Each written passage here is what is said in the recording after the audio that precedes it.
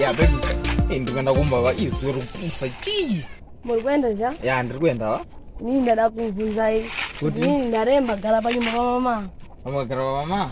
Andaofunga dzivi ya. Igare tesi. Ndaenda kumisha. Ndaenda kumisha mwana zviri bhomwa place dai unogara nokurira zvindakadza. Baba vangu sena gawo chinduka sena gawo chitukiwa kugomesa panyumba nogarepi.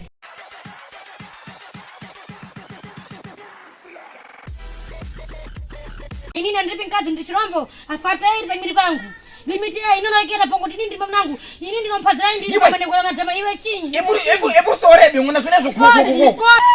iwe Mamuna ngira kigini mamuna ari kuipa mamuna akutoka dakochwa nawo mama asareka mamuna ngira kuti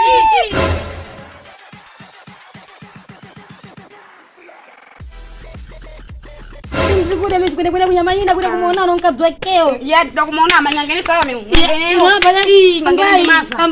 ambai ndi masa ngangane ati mamunenyu anomusianga dzewe ega kuterai ne ega ini ndakadzwekeo ayende nini ngula matamo ndi pandidi kumuramba na ndesaki nini ndamangwangu mamuna ngondeka parike ko tenda ai parike nonse kuti ndemasemana ichi ari namba kati anenda ne amen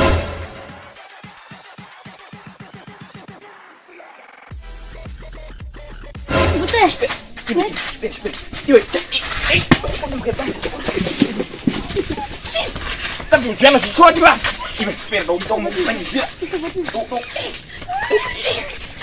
Au nani kwenda mwana? Notora mabuye. Notora mabuye. Iwe.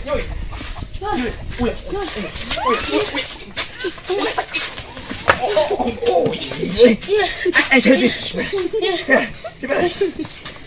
ya kipute Ya vamos muita pão. Kwenda naye.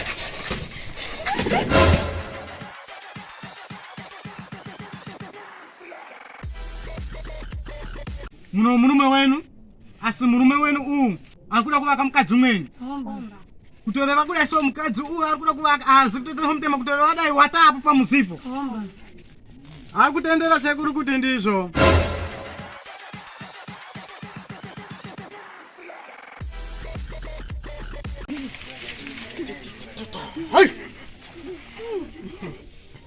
Muzaya Badaish Barang hokoboso Kumbatai Muzendro kumbira kuti uve pana apa uchizi kuvereketa ate kumusi Jandinode hokuda akuti mwamuna wake panenda kopuwa kumwe kugesi